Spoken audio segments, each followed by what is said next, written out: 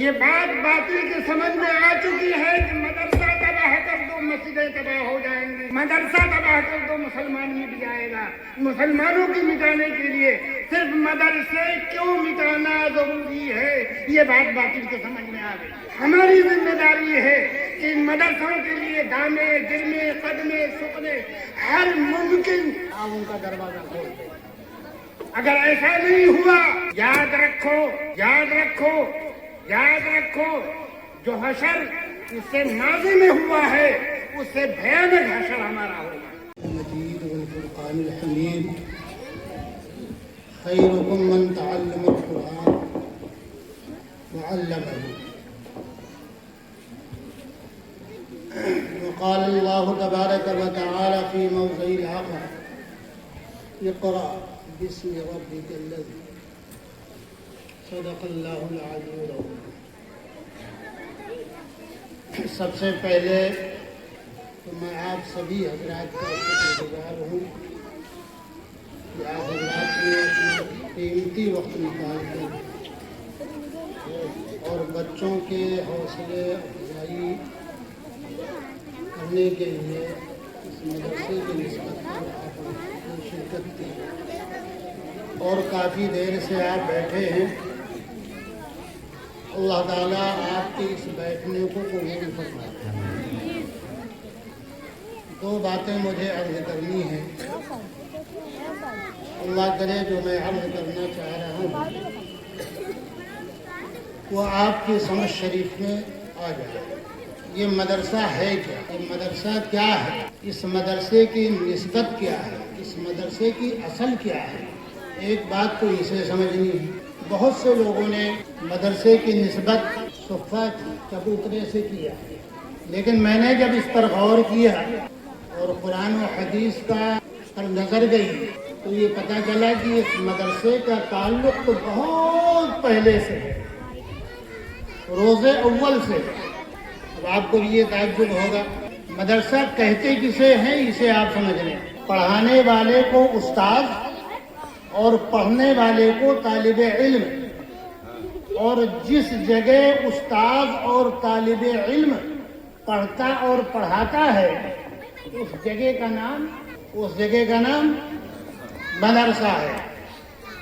اب یہ سلسلہ کہاں سے شروع ہوا؟ آئیے سورہ بقرہ کی وہ آیت کو ہم دیکھیں جس میں اللہ رب العزت نے فرمایا وَعَلَّمَ آدَمَ الْأَسْمَاءَ، اللہ رب العزت نے ارشاد فرمایا آدم علیہ السلام کو جب بنایا اور بنانے کے بعد جنت میں بھیج دیا تو اللہ فرماتے ہیں وَعَلَّمَ آدَمَ الْأَسْمَاءَ، ہم نے آدم کو سکھایا۔ تو سکھانے والی ذات کون اور سیکھنے والی ذات کون، اور جس جگہ سکھایا گیا وہ جگہ کون؟ دنیا میں جتنے بھی مدرسے ہیں ان سارے مدرسوں کا تعلق جنت سے ہے، اور اس کے پہلے استاد اللہ رب العزت ہیں اور پہلا شاگرد آدم علیہ السلام ہے۔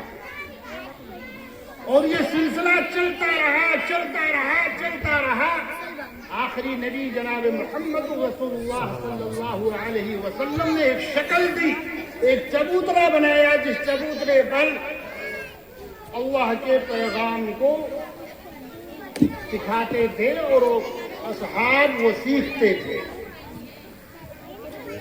اب آپ کے سمجھ شریف میں یہ بات آ جانی چاہیے کہ مدرسے کا کیا مقام ہے۔ پوری روئے زمین پر اللہ رب العزت نے ایک بات ببانگ دہل نے فرمائی خیرکم من تعلم القرآن وعلمہ، تم میں بہتر وہ ہے جو قرآن پڑھتا ہے اور قرآن پڑھاتا ہے۔ یہ سب سے اعلیٰ مقام پر ہیں، اس لیے پڑھنے والوں کو کہا جاتا ہے مہمان رسول۔ کیا کہا جاتا ہے؟ مہمان رسول۔ اور پڑھانے والے کو کیا کہا جاتا ہے؟ وارث رسول۔ تو پڑھانے والا وارث رسول پڑھنے والا مہمان رسول وہ لائق عظمت ہے کہ نہیں ہے؟ اللہ کرے وہ عظمت کرنے کی توفیق ہمیں نصیب ہو جائے. آج کے اس مادی دور میں سب سے گری ہوئی نگاہ اگر کسی پر ڈالی جاتی ہے تو علماء پر، حفاظ پر، قراء پر، مدرسے چلانے والوں پر، مدرسے کے محتمین پر، مدرسے کے منتظمین پر. ارے ہے کہ نہیں ہے؟ آئے دن ہمارے ساتھ ہوتا رہتا ہے، آئے دن ہوتا رہا. آئے گئے اور کوئی کام وام نہیں ہے کا دے دو. یاد رکھو یہ جب تک زندہ یہ قوم ہے، یہ جماعت جب تک زندہ ہے یہ دنیا قائم ہے.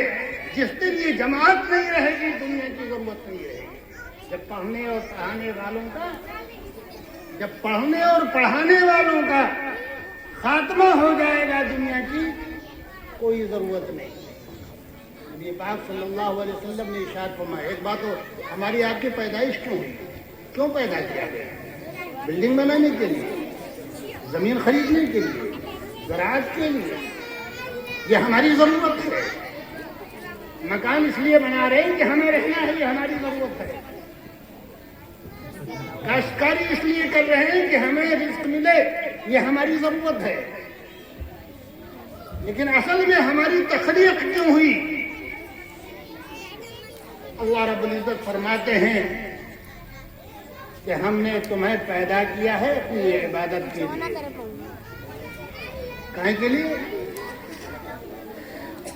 کہیں کے لیے پیدا کیا ہے؟ عبادت کے لیے.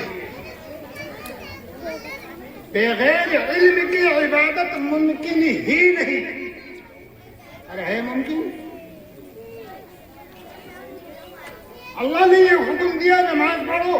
کیسے پڑھو؟ کیا پڑھو؟ کتنا پڑھو؟ کب پڑھو؟ کہاں پڑھو؟ یہ بغیر علم کے نہیں آئے گا. اور یہ علم کہاں ہے؟ یہ علم یہ بولے یار، یہ علم کہاں ہے؟ مدرسے میں.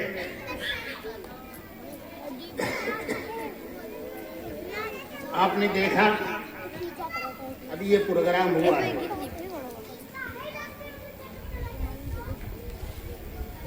اور اس پروگرام میں آپ نے چھوٹے چھوٹے بچوں کو آپ نے دیکھا، انداز دیکھا، تلفظ دیکھا، مخرج دیکھا.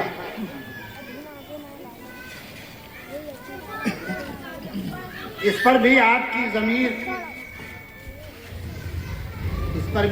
ضمیر اندر سے کچھ کہہ نہیں رہی ہے.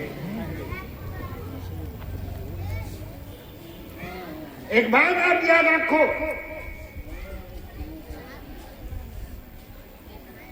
جب تک دین ہے دنیا ہے. اگر دین نہیں ہوگا دنیا کی ضرورت نہیں. حکومتیں پیچھے پڑی ہیں. ابھی میں نے اپنے جنرل سیکرٹری سے یہ بات بتائی. آج سے 6 مہینے پہلے ایک بہت بڑا ہنگامہ کھڑا ہو گیا اس ملک میں. کوئی آدمی اپنے گھر میں نماز نہیں پڑھ سکتا، نہ انفرادی نہ اجتماعی. اور بریلی میں کافی لوگوں کی اس سلسلے میں گرفتاری ہوئی ہے. مراد آباد میں اس تعلق سے حالات آئے ہیں. تلسی پور میں اس طرح کے حالات آئے ہیں. جمعیت علماء نے فوراً رجوع کیا عدالت سے.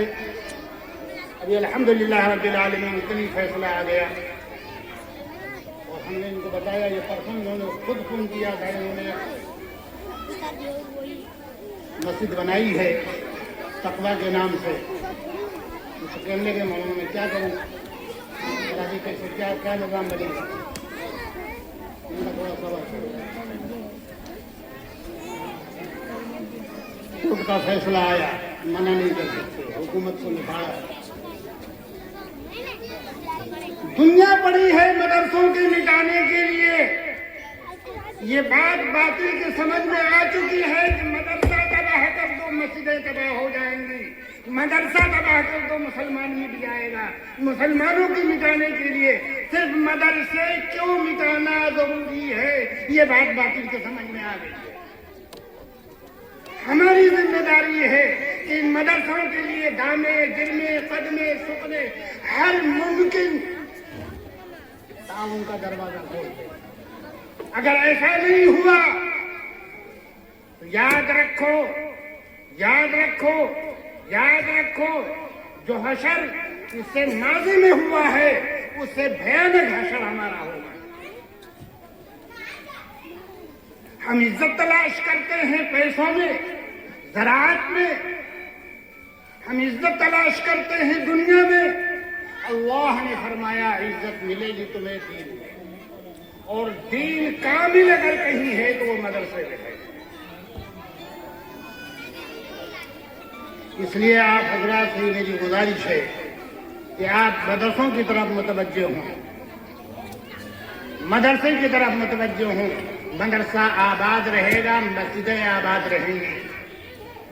بالکل کھلی بات ہے، اذان کے کلمات مدرسے میں سکھایا جاتا ہے، طریقہ نماز مدرسے میں سکھایا جاتا ہے، قرأت قرآن مدرسے میں سکھایا جاتا ہے، اذان مسجد میں دی جاتی ہے، نماز مسجد میں پڑھی جاتی ہے۔ مدرسہ تباہ ہوگا، مسجدیں تباہ ہوں گی۔ اللہ تعالی ہمیں سمجھنے کی توفیق عطا فرما دے۔ آپ متوجہ ہوں۔